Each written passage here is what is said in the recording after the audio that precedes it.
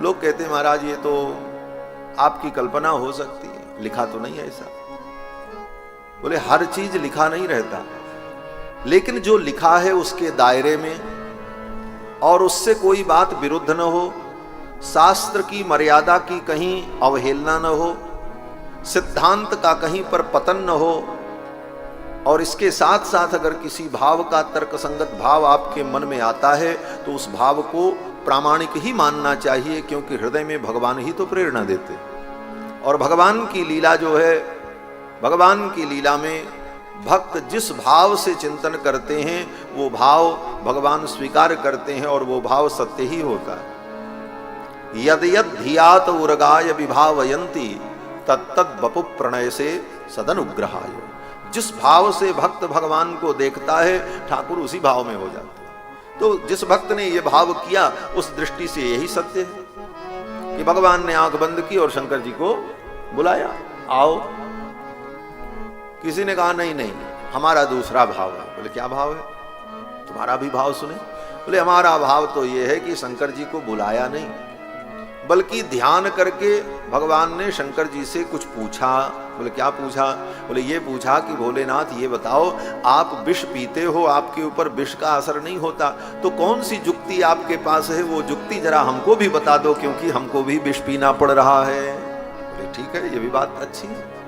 भाव की दृष्टि से अलग अलग प्रकार से संतों ने अनुभव किया।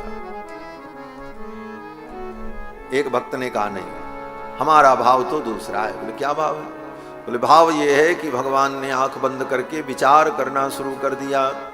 जब किसी गंभीर विषय पर व्यक्ति चिंतन करता है तो आंख बंद कर लेता है, विचार करता है। अपने ध्यान को विषय वस्तु पर केंद्रित करने के लिए वो अपनी आंखों को बंद कर लेता है। तो भगवान भी आंख बंद करके ध्यान करने लगे, विचार करने लगे। बोले क्या विचार करने लगे? बोले भगवान ने सोचा देखो पूतना आई है, ये दूध भी पिलाएगी और विष भी पिलाएगी। दूध पिलाना माँ का काम है और विष पिलाना शत्रु का काम है।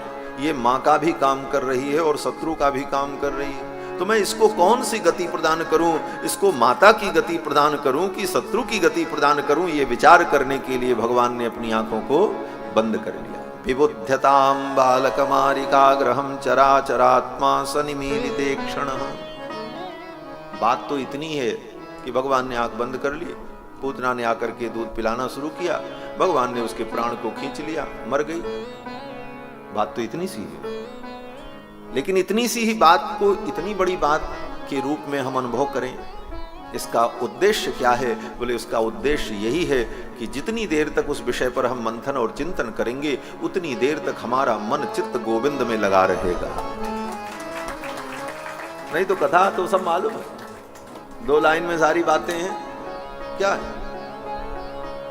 लेकिन इन सब सारी बातों को प्रकारांतर से अनेक प्रकार से जब हम सुनते हैं, विचार करते हैं, तो उतनी देर तक हमें आनंद की अनुभूति होती है और हमारा मन चित्त बुद्धि भगवान में लगी। और यही सब उद्देश्य है। जेन केन प्रकारेण मनः कृष्णे निवेशयेत्। जिस किसी भी प्रकार से हमारा मन भगवान में लगे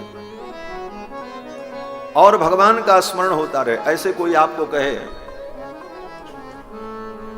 कि आओ और यहां हाल में बैठ जाओ और कोई किसी से बोलो मत और चुपचाप बैठ करके 3 घंटे तक भगवान के विषय में सोचो, भगवान का स्मरण करो 3 घंटे, तो विचार करो 3 घंटे स्मरण होगा? नहीं, 1 आध 2 मिनट होगा, 4 मिनट, उसके बाद फिर दुनिया की बात दिमाग में आने लगे। लेकिन जब कथा सुनने बैठते हैं तो कथा में जब बार बार नई नई बातें आती हैं, ऐसा वैसा, तो मन इधर उधर जाने का मौका ही नहीं पाता है। 3 घंटे अनवरत भगवान में ही मन लगा रहता है। इसीलिए मन को भगवान में लगाने के लिए ये विधा है, ये विधि है, ये विधान है। तो अनेक भाव इस प्रकार से आचार्यों ने, संतों ने अनुभव किया। एक भाव यह भी है कि भगवान ने आंख बंद कर लिया और भगवान विचार करने लगे। क्या विचार करने लगे?